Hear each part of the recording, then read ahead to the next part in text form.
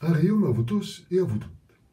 Jeune Fréquence vous invite dans l'univers vibratoire des pierres.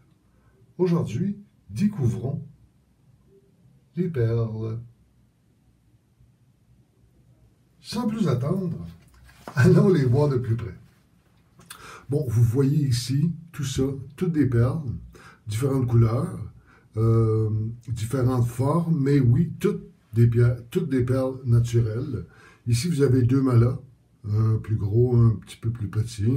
Bon, oui, j'ai rajouté des pierres, là. Ça, c'est un quartz laiteux. Beaucoup d'associations avec la Lune, on verra ça un petit peu plus tard. Ça, c'est une étoile multibranche.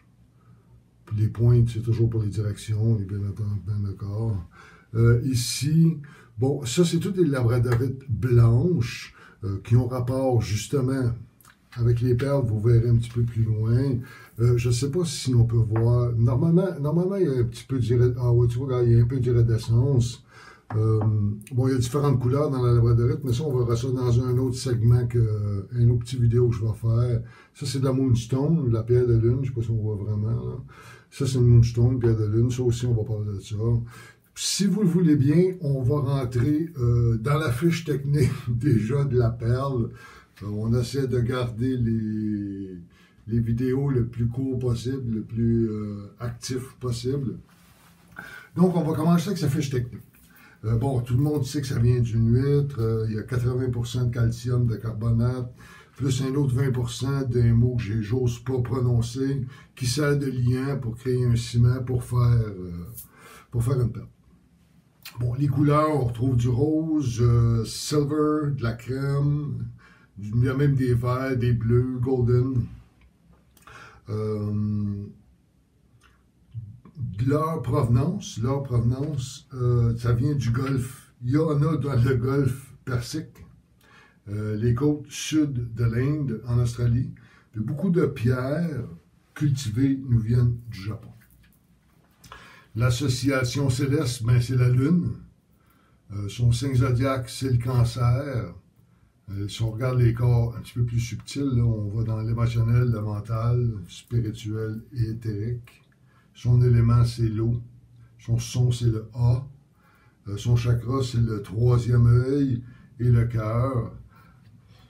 Il y en a certains qui vont me dire que oui, effectivement, comme moi, je vous ai présenté la perle au deuxième chakra. Oui, effectivement.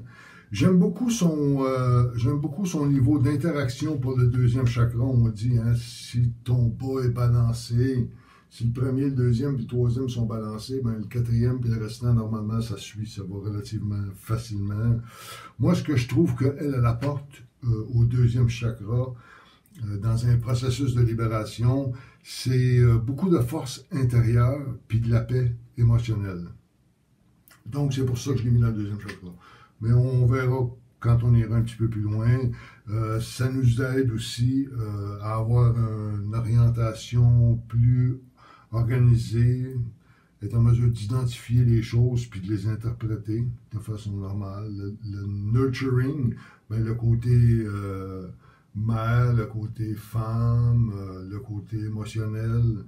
Si on va aussi au niveau de la protection, ben, on peut parler des reines.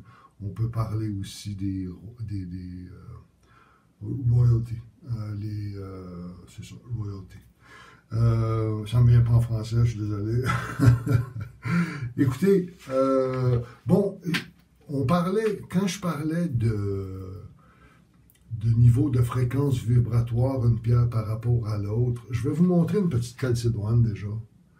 Hein, une petite calcédoine qui fait partie d'une grande famille. C'est blanc aussi. Son niveau énergétique, si on le compare déjà soit à une perle, soit à un quartz laiteux, mais oui, son niveau énergétique a une certaine densité, mais moindre que normalement les pièces principales qui sont dues à être un certain endroit, à une certaine période. Je vous donne un exemple. Si vous voulez utiliser de la perle de la deuxième chakra, vous pouvez utiliser le quartz laiteux aussi, puis vous pouvez utiliser la calcédoine blanche aussi. Sauf que, tout dépendant de ce que vous faites comme travail, mais ça n'aura pas la même efficacité. Fait que sur ce, je suis bien content d'avoir passé un petit peu de temps avec vous. Au plaisir de vous revoir. Puis on continue. Comme vous voyez, là maintenant, ceux-là sont un petit peu plus structurés. Les prochains le seront sûrement aussi. Donc, au plaisir de vous revoir. Passez une bonne fin de journée. Merci beaucoup.